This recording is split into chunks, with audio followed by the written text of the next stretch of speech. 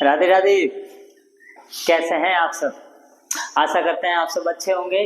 और जैसा कि आप सबको पता है, रीट के एग्जाम हो चुके हैं। इतने दिन हम इसीलिए धीरे धीरे क्लासें कर रहे थे कि ताकि जब रीट हो जाए, रीट प्री, तो रीट मेंस के साथ आप हमारे साथ जुड़ सकें और आप जो अपना प्यार है इस प्यार को दुगना कर सकें। आज मैं भौतिक प्रदेश वाले चैप्टर को समाप्त कर दूंगा। मैं आप सबसे अनुरोध करूंगा कि आप सब हमारे साथ जुड़े और मैं जल्दी से जो जितना पढ़ाया है उसका रिवीजन भी करवाने का कोशिश करूंगा और फिर अपन जलवायु से धीरे धीरे वापस से अपनी क्लास से कंटिन्यू करेंगे।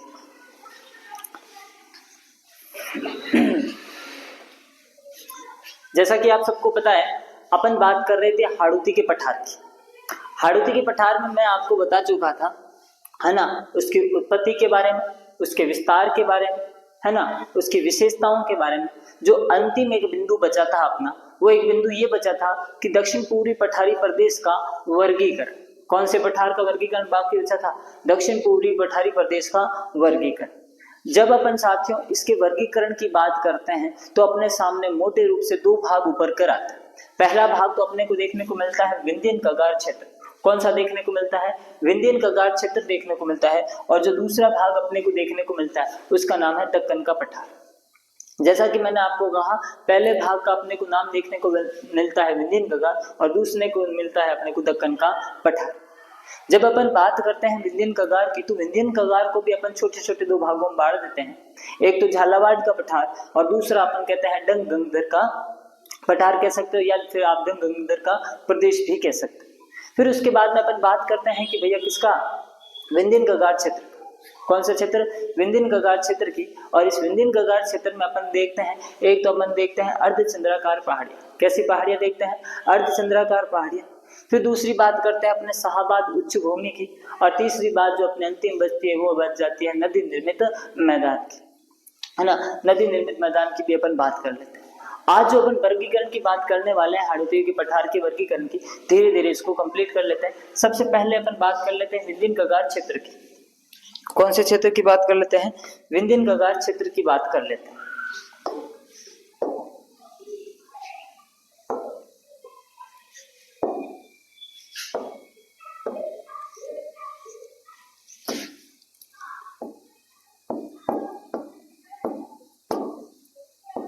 विंध्यन कगार क्षेत्र। जब आपसे ये पूछा जाता है विंध्यन कगार क्षेत्र, तो इसमें से क्या क्या क्वेश्चन बनते हैं? सबसे पहली बात तो यही है कि जब आपसे ये पूछा जाता है तो इससे कौन कौन से क्वेश्चन बनते हैं, ये आपसे पूछा जाता है। जब अपन कहते हैं विंध्यन कगार क्षेत्र, तो आपको पता हो तो मैंने एक जब नदी पूरी मैदानी प्रदेश पढ़ाया था, पूरी मैदानी प्रदेश में मैंने एक डायग्राम बनाने की कोशिश की थी इस प्रकार से। अगर आपको कुछ याद आ रहा है तो शायद थोड़ा थोड़ा आपको याद आ रहा होगा कि मैंने इस प्रकार से 4 नदियां बताई थी। इस ऊपर वाली का नाम मैंने यमुना बताया था, इस वाली का मैंने आपको चंबल बताया था, और इस वाली का मैंने आपको बाणगंगा बताया था, और इस वाली का नाम मैंने आपको क्या बताया था? बनास बताया। क्या बताया था? बनास। और इस वाली का नाम मैंने आपको क्या बताया था? चंबल। अभी किसकी बात कर रहे हैं सर? अभी सर अपन बात कर रहे हैं विंध्यन कगार क्षेत्र की। तो सबसे पहले अगर आपको पूछ ले कि विंध्यन कगार क्षेत्र जो है कौन सी तो नदियों के बीच में अपने को देखने को मिलता है, तो ध्यान रखना बनास और चंबल के मध्य। किसके मध्य? बनास और चंबल के मध्य,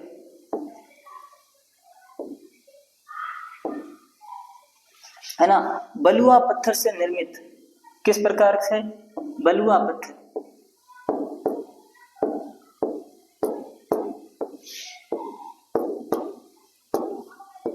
याद रखना हमेशा के लिए, जो इस विंध्यन कगार का जो निर्माण हुआ है, विंध्यन कगार जो क्षेत्र है, इसका निर्माण कौन सी दो नदियों के बीच में है?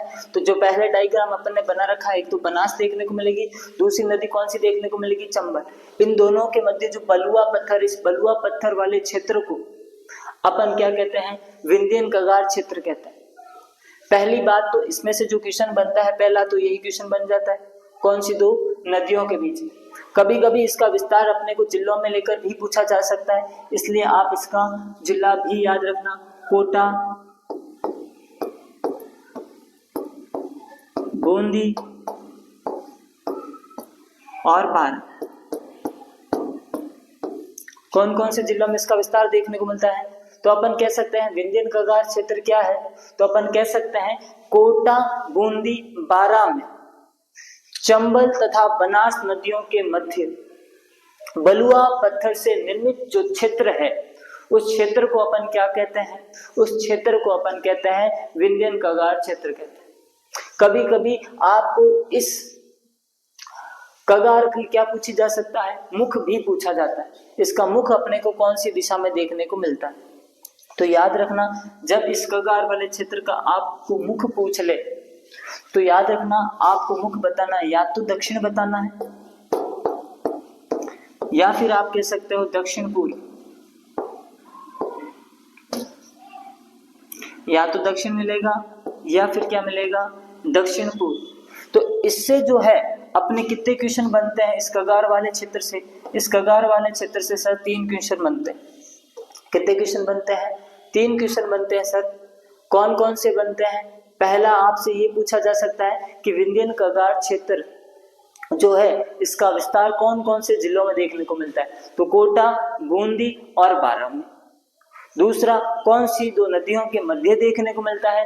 तो अपना आ जाएगी बनास, और कौन सी आ जाएगी? चंबल। किस प्रकार के पत्थरों से इसका निर्माण हुआ है? तो बलुआ पत्थर।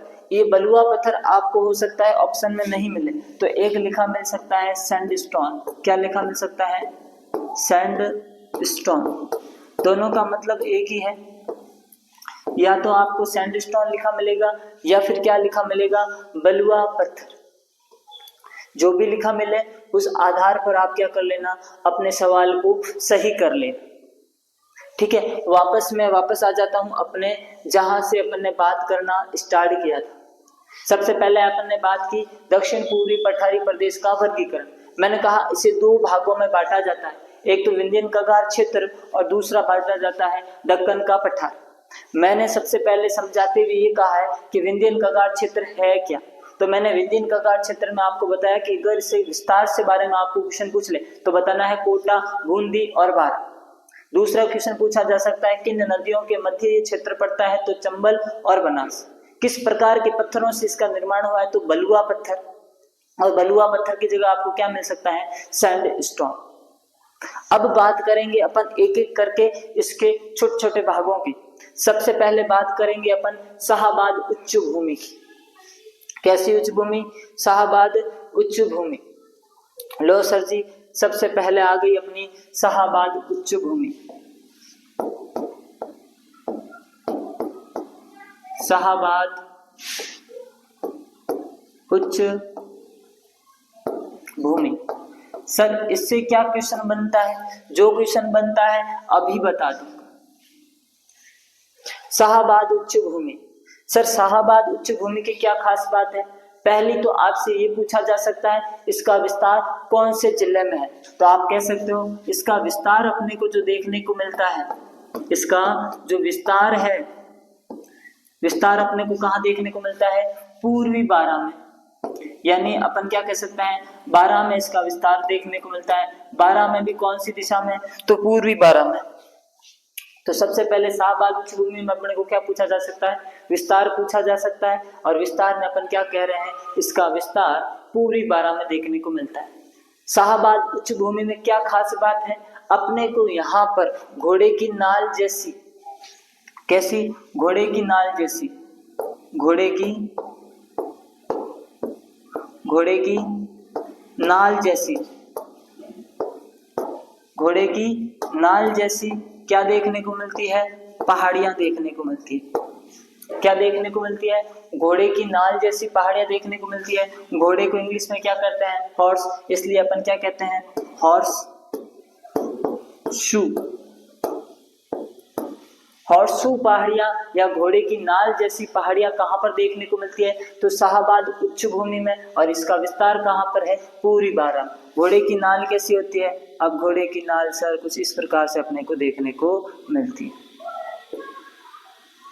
इस प्रकार की कुछ अपने को पहाड़ियां देखने को मिलती है। कहाँ पर देखने को मिलती है? शाहबाद उच्च भूमि। सर इसके अलावा क्या पूछा जा सकता है? इसके अलावा आपको पूछा जा सकता है शाहबाद उच्च भूमि की चोटी के बारे में। शाहबाद उच्च भूमि है, इसकी चोटी के बारे में पूछा जाए, इसकी सबसे ऊंची चोटी कौन सी है? तो याद रखना इसकी सबसे ऊंची चोटी में याद रखना कांबा। क्या याद रखना? कांबा। और ये कांबा पड़ती कहां पर है? ये सर बारां में पड़ती है। सर इसके अलावा इसकी ऊंचाई है बेटा जी 4, 5, 6 मीटर। कितने मीटर? 4, 5, 6 मीटर। शाहबाद उच्च भूमि में मैंने क्या क्या बताने का प्रयास किया? सबसे पहले मैंने ये बताने का प्रयास किया सर कि ये शाहबाद उच्च भूमि का विस्तार कौन से जिले में? मैंने कहा सर बारां में। फिर उसके बाद में मैंने कहा शाहबाद उच्च भूमि की विशेषता क्या है? तो अपन कहते हैं घोड़े की नाल जैसी अपने को पहाड़ियां देखने को मिलती है। फिर उसके बाद मैंने बताया कि शाहबाद उच्च भूमि की सबसे ऊंची चोटी, तो मैंने कहा कांबा, जो कि बारां में पड़ती है, जिसकी ऊंचाई कितनी है सर? 4, 5, 6 मीटर। इसके अलावा अपने को क्या देखने को मिलता है? यहाँ पर अपने को एक क्रेटर जनित रामगढ़ झील भी देखने को मिलती है ना। अपन कहते हैं उल्कापात गिरने से उस झील का क्या हुआ है? निर्माण हुआ। उसे भारत का पहला जियो हेरिटेज भी घोषित किया गया। वो सारी बातें भी किसमें सम्मिलित की जा सकती है? शाहबाद उच्च भूमि में सम्मिलित की जा सकती। लेकिन आपको कौन कौन सी बातें याद रखनी है जो मैंने आपको बताई? इसका विस्तार कहां पर देखने को मिलता है? पूरी बारां में। घोड़े की नाल जैसी पहाड़ियां हैं, सबसे ऊंची चोटी कांबा। ठीक है, आगे चलते हैं। आगे मैंने आपको क्या बताया था? देखो विंध्यन घाट क्षेत्र के बारे में सबसे पहले मैंने बताया। अब विंध्यन घाट क्षेत्र के बारे में मैंने आपको किसके बारे में बताया? शाहबाद उच्च भूमि के बारे में। अब एक किसके बारे में बता दूंगा? नदी निर्मित क्षेत्र। किसके बारे में बता दूंगा आपको? नदी निर्मित क्षेत्र। लो सर, नदी निर्मित क्षेत्र बता दो। ये आ गया आपका नदी निर्मित क्षेत्र।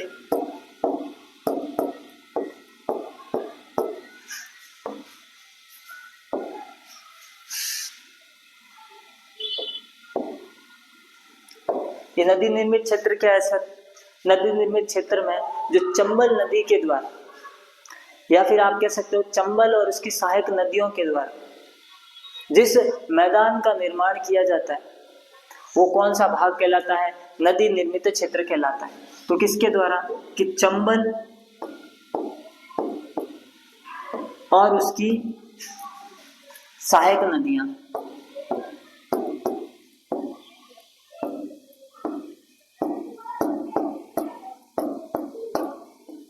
है ना। चंबल और चंबल की सहायक नदियों के द्वारा जिस क्षेत्र का निर्माण किया जाता है उसे अपन क्या कहते हैं? नदी निर्मित क्षेत्र कहते हैं।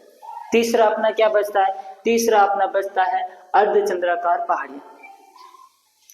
विंध्यन घाट क्षेत्र के बारे में मैंने आपको बताया। फिर उसके बाद मैंने कहा शाहबाद उच्च भूमि। शाहबाद उच्च भूमि के बाद मैंने बताया नदी निर्मित क्षेत्र। और तीसरा बिंदु क्या बचता है? अर्धचंद्राकार पहाड़ियां। इसमें कुछ ऐसी पहाड़ियां होगी जो अपने को कैसे देखने को मिलेगी? आधे चांद के समान या अर्धचंद्राकार पहाड़ियां देखने को मिलती है। अर्धचंद्राकार पहाड़ियां में कौन कौन सी पहाड़ियां हैं उसके बारे में अपन जानते हैं। देखना अर्धचंद्राकार पहाड़ियां। अर्धचंद्राकार पहाड़ियों में सबसे पहले क्या लिखा है मैंने? मुकुंदरा की पहाड़ियां। कौन सी पहाड़ियां? मुकुंदरा की पहाड़ियां। ये मुकुंदरा की पहाड़ियां सर कहां पड़ती है? तो सर ये मुकुंदरा की जो पहाड़ियां हैं, सर ये मुकुंदरा की पहाड़ियां कहां पड़ती है? कोटा और झालावाड़। कहां पड़ती है सर? कोटा और झालावाड़। आपसे पूछ ले कोई कि मुकुंदरा की पहाड़ियां हैं कहां पर, तो आप क्या बता दोगे? कोटा और झालावाड़ में अपने को देखने को मिलती है। इसके अलावा मुकुंदरा की पहाड़ियों से आपको क्या क्वेश्चन पूछा जा सकता है? अर्धचंद्राकार पहाड़ियों में तो मैंने सम्मिलित कर ही दिया। इसके अलावा आपको ये पूछा जा सकता है कि मुकुंदरा की पहाड़ियों की सबसे ऊंची चोटी का नाम क्या है? जब अपन मुकुंदरा की पहाड़ियों की सबसे ऊंची चोटी की बात करते हैं तो अपने सामने नाम आता है चांदबाड़ी। क्या नाम आता है? चांदबाड़ी। और ये जो चांदबाड़ी है, ये जो चांदबाड़ी है, इस दक्षिण पूर्वी पठारी प्रदेश की सबसे ऊंची चोटी है, जिसकी ऊंचाई अपने को देखने को मिलती है 517 मीटर। कितनी देखने को मिलती है? 517 मीटर देखने को मिलती है। तो सबसे पहले आपको क्या पूछा जा सकता है? आपको पूछा जा सकता है अर्धचंद्राकार पहाड़ी।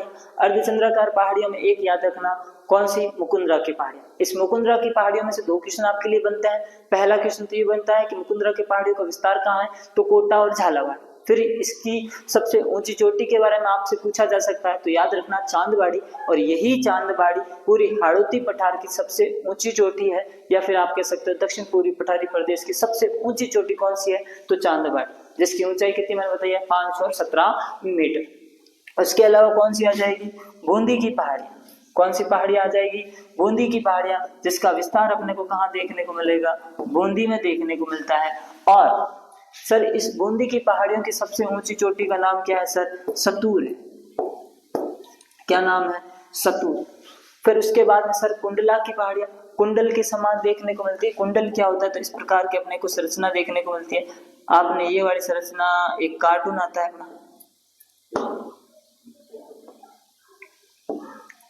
डोरेमोन, है ना, डोरेमोन के पास में, ये आपको देखा होगा। तो ये कुंडल की आकृतियों जैसी पहाड़ी अपने को कहाँ देखने को मिलती है? ये भी अपने को कहाँ देखने को मिलती है? कोटा में देखने को मिलती है ना सर। तो देखिए, अगर आप ध्यान दे रहे हैं, मेरी बातों को ध्यान से सुन रहे हैं, तो आपने देखा होगा मैं आपको क्या पढ़ा रहा हूं, है ना। मैं आपको पढ़ा रहा हूं हाड़ौती पठार का वर्गीकरण। और वर्गीकरण में मैंने सबसे पहले इसको दो भागों में बांटा, एक विंध्यन कगार क्षेत्र और दूसरा मैंने बांटा है गंगाधर प्रदेश। अब सॉरी दक्कन का पठार। अब आप अगर ध्यान से देख रहे हैं तो मैंने ये जो विंध्यन कगार क्षेत्र है इसको तीन भागों में बांटा। सबसे पहले मैंने कहा शाहाबाद उच्च भूमि, और शाहाबाद उच्च भूमि में मैंने कहा कि इसका विस्तार अपने को कहाँ देखने को मिलता है? इसका विस्तार अपने को पूर्वी बारा में देखने को मिलता है। मैंने कहा इसमें अपने को विशेषता के रूप में क्या देखने को मिलता है? मैंने कहा कि यहाँ पर घोड़े की नाल जैसी पहाड़ियां हैं, जिसे अपन कौन सी पहाड़ियां कहते हैं? हॉर्सशू पहाड़ियां कहते हैं। फिर उसके बाद मैंने कहा कि यहाँ पर अपने को क्या देखने को मिलता है कि भैया यहाँ की सबसे ऊंची चोटी पूछ ले जाए तो अपन कहते हैं कामबाय सर। उसकी ऊंचाई भी पूछ ले तो सर अपने कितनी बता देंगे? 4-5-6 मीटर। इसके अलावा रामगढ़ क्रेटर झील भी अपने को देखने को मिलती है, जो कि उल्का जनित झील है ना। उसके अलावा भी बहुत सारी बातें यहाँ पर सम्मिलित है, लेकिन वो अपने काम की नहीं। फिर दूसरी बात आती है नदी निर्मित क्षेत्र। तो चंबल उसकी सहायक नदियों के द्वारा जो मैदान निर्माण किया जाता है उसे अपन नदी निर्मित क्षेत्र कहते हैं। फिर उसके बाद में आती है अपने अर्धचंद्राकार पहाड़ियां, और अर्धचंद्राकार पहाड़ियों में सबसे पहले आती है मुकुंदरा की पहाड़ियां, जिसका विस्तार अपने को कोटा और झालावाड़ में देखने को मिलता है। उसकी सबसे ऊंची चोटी पूछी जाए तो चांदबाड़ी है, जो कि हाड़ौती पठार की सबसे ऊंची चोटी 517 मीटर। फिर उसके बाद में अपने देखते हैं बूंदी की पहाड़ियां। बूंदी की पहाड़ियां का विस्तार बूंदी में ही है, उसकी सबसे ऊंची चोटी है सतूर। फिर नीचे आ जाती है कुंडला की पहाड़ियां, जो कि अपने को कहाँ देखने को मिलती है? कोटा में देखने को मिलती है। इस प्रकार से मैंने इस वर्गीकरण के आधे पोर्शन को क्या कर लिया है? कंप्लीट कर लिया है। अब दूसरे वाले भाग पर अपन बात करेंगे। देखिए दूसरे वाले का नाम क्या है? दक्कन का पठार। इस दक्कन के पठार में सबसे पहले कौन सा पठार लिखा है? झालावाड़ का पठार। क्या लिखा है इसमें? सबसे पहले लिखा है झालावाड़ का पठार।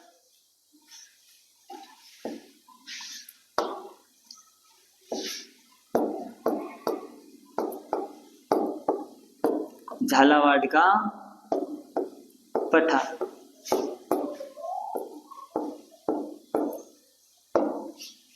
अब ये तो इसके नाम से ही स्पष्ट हो जाता है कि झालावाड़ का पठार क्या है। तो इसका अगर अपने को पूछे झालावाड़ का पठार क्या है, तो अपन बोल देंगे कि झालावाड़ में स्थित पठारी जो क्षेत्र है उसे अपन क्या कहते हैं? झालावाड़ का पठार कहते हैं। तो अगर इसमें से तो एक ही क्वेश्चन बनता है, इस झालावाड़ पठार का विस्तार अपने को कहाँ देखने को मिलता है, तो झालावाड़। यहाँ पर तो ऐसा कुछ विशेष देखने को नहीं मिलता। दूसरा क्या अपने को देखने को मिलता है, दूसरा अपने को देखने को मिलता है डंग-गंगधर प्रदेश। डंग-गंगधर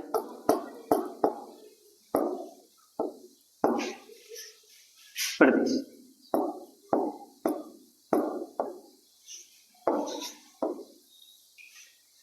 सर इस डंग-गंगधर प्रदेश का विस्तार अपने को कहाँ देखने को मिलता है, तो अपन कहेंगे कि झालावाड़ के दक्षिण पश्चिम में। कहाँ पर, झालावाड़ के दक्षिण पश्चिम में। झालावाड़ के दक्षिण पश्चिम में स्थित जो पठारी भाग है उसे अपन क्या कहते हैं, डंग-गंगधर प्रदेश कहते हैं। इसी में आपको पता हो तो कौन सी गुफा, कोलवी की गुफा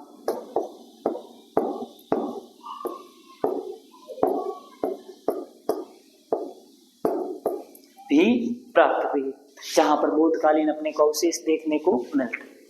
तो इस प्रकार से मैंने आपको क्या कंप्लीट कराया, दक्षिण पूर्वी पठारी प्रदेश का वर्गीकरण। पहले अपन ने इस 3 भागों पर चर्चा की, फिर उसके बाद मैंने कहा दक्कन का पठार। इस दक्कन के पठार को अपन ने 2 भागों में बांटा, एक झालावाड़ का पठार जिसका विस्तार झालावाड़ में है, दूसरा है डंग-गंगधर प्रदेश जिसका विस्तार अपने को झालावाड़ के दक्षिण पश्चिम में देखने को मिलता है। यहीं पर अपने को कोलवी की गुफाएं भी प्राप्त हुई है और इसमें अपन कहते हैं वहां से अपने को बोधकालीन अवशेष प्राप्त होते। तो इस हिसाब से ये अपने दक्षिण पूर्वी पठारी प्रदेश का क्या हो जाता है, वर्गीकरण कंप्लीट हो जाता है। इसी के साथ में ये चैप्टर भी समाप्त हो जाता है। इस चैप्टर से जुड़ी हुई कुछ और बातें जो आप ध्यान में रखना, जैसे एक बचता है ग्रेट बाउंड्री फॉल्ट। तो आपको सबसे पहले तो ये पूछा जा सकता है ग्रेट बाउंड्री फॉल्ट कौन से भौतिक प्रदेश में है, तो आप बता देना ग्रेट बाउंड्री फॉल्ट जो है अपने कौन से हाड़ौती पठार में, या आप कह सकते हो दक्षिण पूर्वी पठारी प्रदेश में देखने को मिलता है, दक्षिण पूर्वी पठारी प्रदेश में। अब कभी कभी इसमें भी पूछा जा सकता है कि ये दक्षिण पूर्वी पठारी प्रदेश की कौन सी दिशा में है, तो याद रखना ये दक्षिण पूर्वी पठारी प्रदेश के उत्तर पश्चिम में पड़ता है। कहाँ पड़ता है, उत्तर पश्चिम में स्थित है ना। ये जो अगर अपन बात करें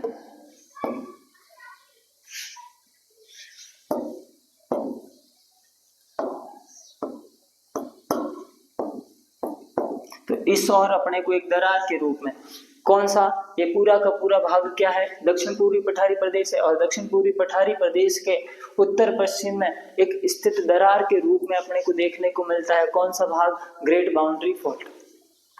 और तीसरा क्वेश्चन क्या पूछा जा सकता है, सर इसका विस्तार कहां से लेकर कहां तक है, तो इसका विस्तार सर बूंदी से लेकर सवाई माधोपुर तक है।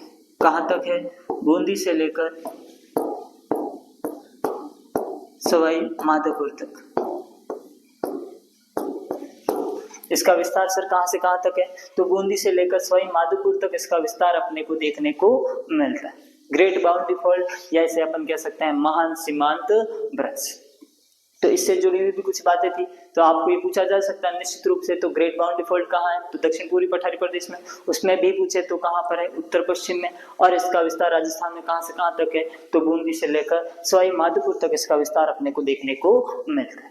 इसके अलावा हाड़ौती पठार के क्या बच जाते हैं, कुछ दर्रे बच जाते हैं। क्या बच जाते हैं, कुछ दर्रे, दक्षिण पूर्वी पठारी प्रदेश के कुछ दर्रे या हाड़ौती के दर्रे। इन दर्रों को कैसे याद किया जा सकता है, तो सबसे पहले जान लेते हैं दर्रे हैं कौन से। तो एक तो अपना है जेतवास दर्रा। कौन सा दर्रा है, जेतवास दर्रा। बूंदी दर्रा,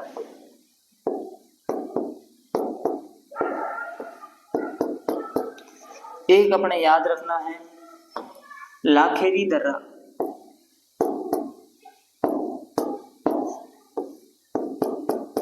एक अपने को याद रखना है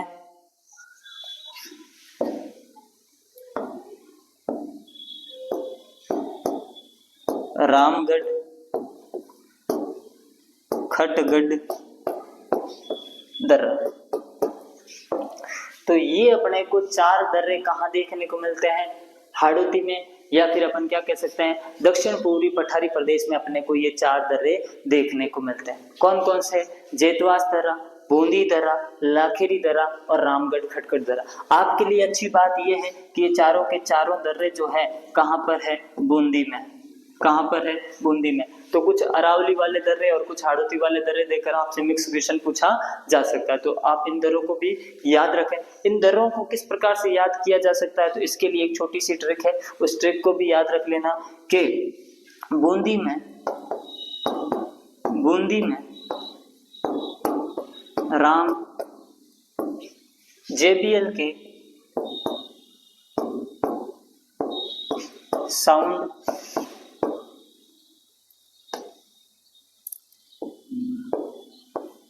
लाया। बूंदी में राम JBL के क्या लाया? साउंड लाया। तो सारे के सारे दर्रे कहाँ हैं? बूंदी में है। पहली बात, राम से क्या बन जाएगा? रामगढ़ खटगढ़ दर्रा। जे से क्या बन जाएगा? जेतवास दर्रा। बी से क्या बन जाएगा? बूंदी दर्रा। और एल से क्या बन जाएगा? लाखेरी दर्रा। ये सारे के सारे दर्रे कहाँ देखने को मिलेंगे? बूंदी में देखने को मिलते हैं। तो इसलिए मैंने इसको इस प्रकार से लिखा है कि दक्षिण पूर्वी पठारी प्रदेश के दर्रे कौन कौन से हैं? बूंदी दर्रा, जेतवास दर्रा, लाखेरी दर्रा और रामगढ़ खटखड़ दर्रा। ये चारों के चारों दर्रे हैं कहाँ पर सर? तो बूंदी। इन दर्रों को याद करने के लिए मैंने आपको ट्रिक भी बता दी। इसी के साथ में भौतिक प्रदेश वाला जो चैप्टर है अपना क्या हो जाता है? कंप्लीट हो जाता है।